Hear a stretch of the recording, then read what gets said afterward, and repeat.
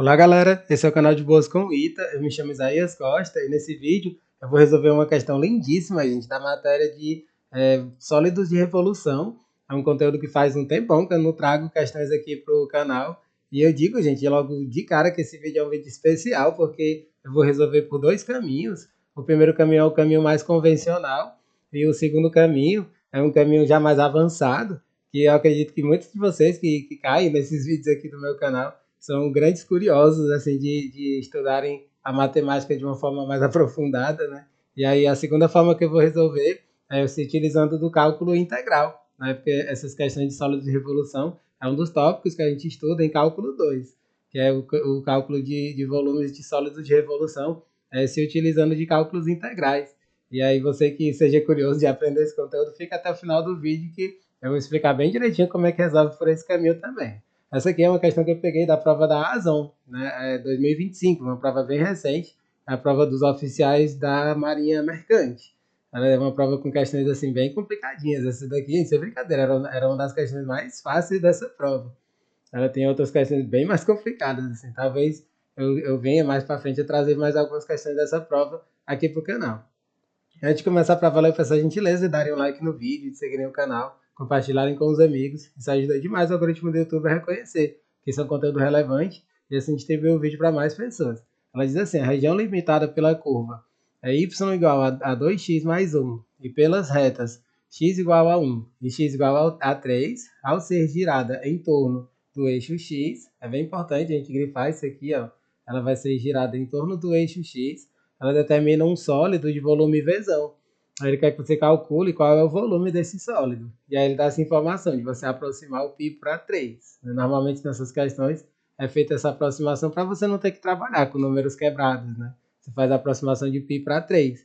Aí aqui, gente, como esse desenho é muito complicado de fazer, eu já fiz ele previamente, né, utilizando de um programinha super bacana que é o OpenBoard. Eu já comentei várias vezes sobre esse programinha aqui. Ele ajuda muito, assim, quem são esses criadores de conteúdo de exatas, né? Como é o meu caso. E vamos lá, vamos interpretar essa questão, a gente vai fazer das duas maneiras. Esse desenho é relativamente simples de fazer, gente. Ele só é meio ruim de desenhar à mão livre, assim, por isso que eu fiz esse desenho antes. A gente põe o eixo cartesiano, né? Os eixos x e y do plano cartesiano. Quando ele fala dessas retas x igual a 1 e x igual a 3, é isso, gente. É simplesmente uma reta vertical. Aí eu pus essas retas verticais do x igual a 1 e x igual a 3.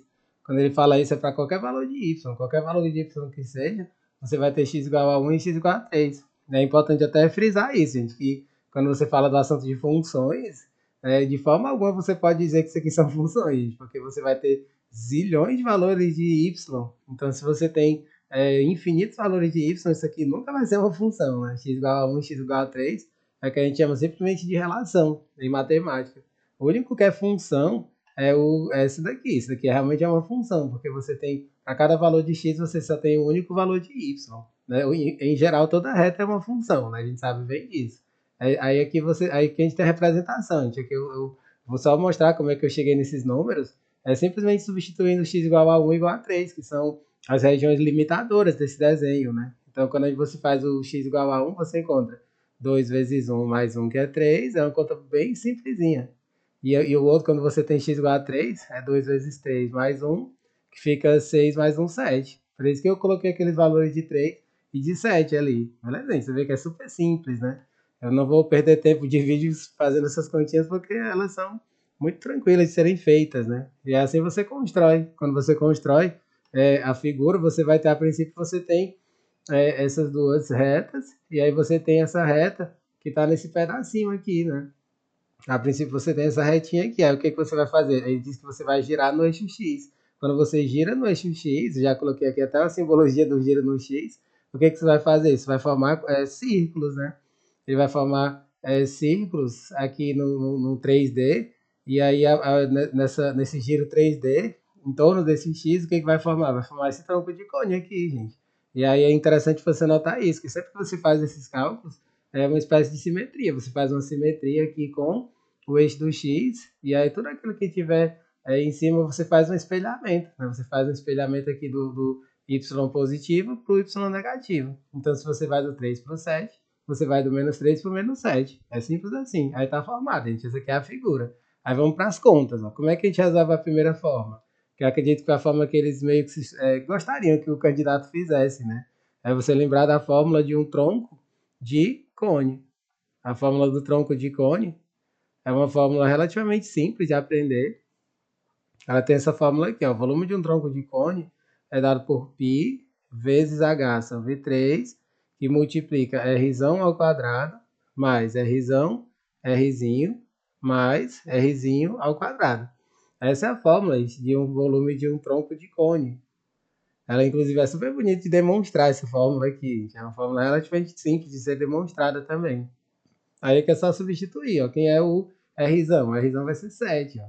Que é a base maior do cone, ó. O Rzão vai ser 7, o Rzinho vai ser quanto? Vai ser 3. E qual vai ser a altura? A altura é essa parte aqui do intervalo entre 1 e 3, ó. Se você pega aqui, é como se ele estivesse deitado, né? Esse cone está deitado, a altura dele é entre 1 e 3, que dá 2. Certo? Então agora é só substituir, gente. Já rapidinho chega no resultado.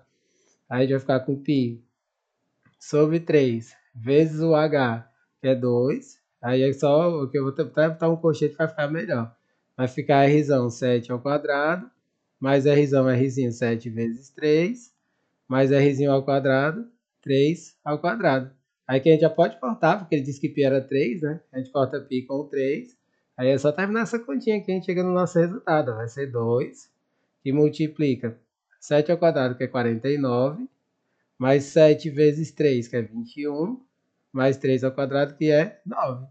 Aí aqui a gente vai ficar com isso, com 2. Quando a gente faz essa soma vai ficar 79, né? 2 vezes 79, e aí 2 vezes 79 fica 158, tá? 158 unidades de volume. E aí um dos itens mostra exatamente isso, a letra C, gente. A resposta dessa questão vai ser a letra C. 158 unidades de volume. Beleza, gente? Assim que a gente resolve, você vê que ela é relativamente simples, essa questão. Se você sabe o volume de um tronco de cone, acabou, a questão já está resolvida.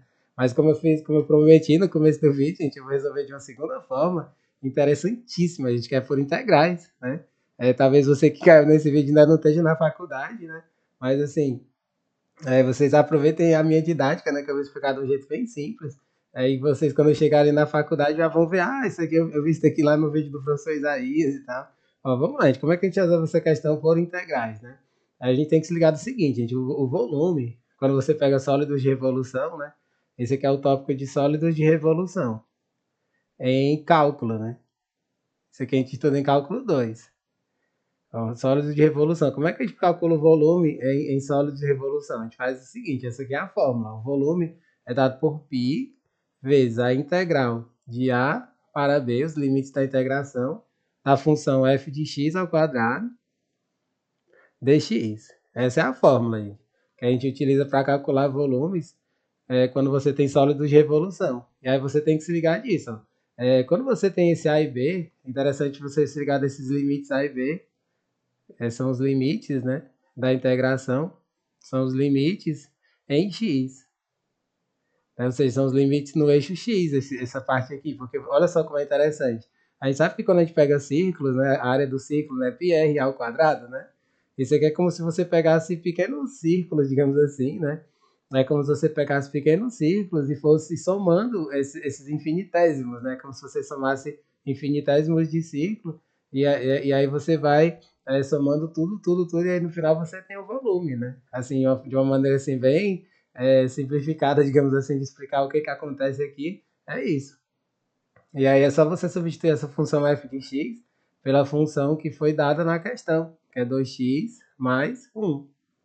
E aí quais são os limites dessa integração? Você vai ter a igual a 1 e você vai ter b igual a 3, pronto. E aí você sabendo disso, é só você jogar para resolver essa integral, você chega no mesmo resultado. É lindo esse daqui, vocês vão ver como é bonito esse cálculo. É π que multiplica a integral de 1 até 3 da função f de x, que é 2x, mais 1 ao quadrado de x. Aí esse aqui já é essa integral de monômios, né?